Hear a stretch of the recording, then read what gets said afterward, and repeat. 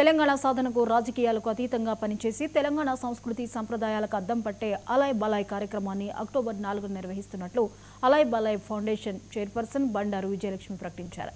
గత ఏడాది యునెస్కో గుర్తింపు పొందిన గొంగడి థీమ్ తీసుకోగా ఈసారి ఆపరేషన్ సింధూర్తో దేశ సత్తా చాటిన వీరోచిత ఘట్టాన్ని థీమ్గా తీసుకున్నట్లు చెప్పారు.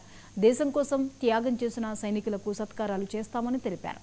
ఈ సందర్భంగా ప్రతిష్టాత్మకంగా జరిగే కార్యక్రమంలో తెలంగాణ అభిమానులు పాల్గొనాలని కోరారు. అన్ని రంగాల ప్రముఖులను ఆహ్వానించినట్లు వివరించారు. అందరి కృషి 20 ఏళ్లుగా 200 మందితో మొదలైన ఈ కార్యక్రమం జయా గార్డెన్స్ 2005లో మొదలైంది.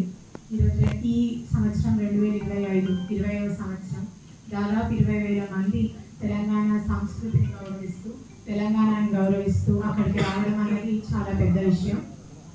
ఇట్లాంటి కార్యక్రమాన్ని బండారు దత్తాత్రేయ గారు మొదలుపెట్టిన ముఖ్య కారణం తెలంగాణ జేఏసీ కన్నా ముందు కూడా వివిధ రాజకీయ పార్టీలని ఒక వేదిక మీదకి తీసుకొచ్చి జై తెలంగాణ అనిపించగలిగింది అలాయ్ బలాయ్ వేదిక. మీకు తెలుసు, రాష్ట్రం అయిన తర్వాత కూడా ఇరు తెలుగు రాష్ట్రాల ముఖ్యమంత్రులు కలిసిన మొదటి వేదిక అలాయ్ బలాయ్. కేసీఆర్ గారు, చంద్రబాబు నాయుడు గారు కలిసిన ఫస్ట్ వేదిక కూడా అలాయ్ బలాయ్. అట్లాగే చాలా మంది గిరిజన కళాకారుల్ని కూడా ముందుకు తీసుకొచ్చి వాళ్ళని పద్మ అవార్డ్స్ దాకా గుర్తింపు ఇచ్చిన వేదిక అలాయ్ బలాయ్ అని ఈరోజు నేను గర్వంగా మీకు తెలియజేస్తా ఉన్నా.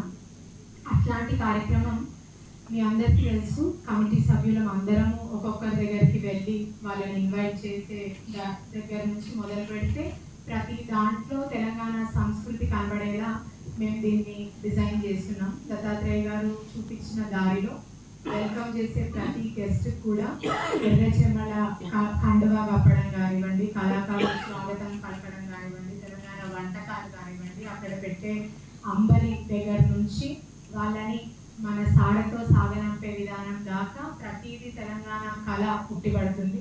అంటే ఇది ఉన్న రాజకీయ నాయకులు వచ్చి గౌరవిస్తే ముందు తరాలకు కూడా తెలంగాణ సంస్కృతి ఆ గుర్తింపు తరతరాలకి ముందుకు పోవాలి అన్న ఉద్దేశంతో చేస్తున్న కార్యక్రమం అలాయ్ బలాయ్. కొద్దిపాటి వాన కురిస్తే చాలు నాగారంలోని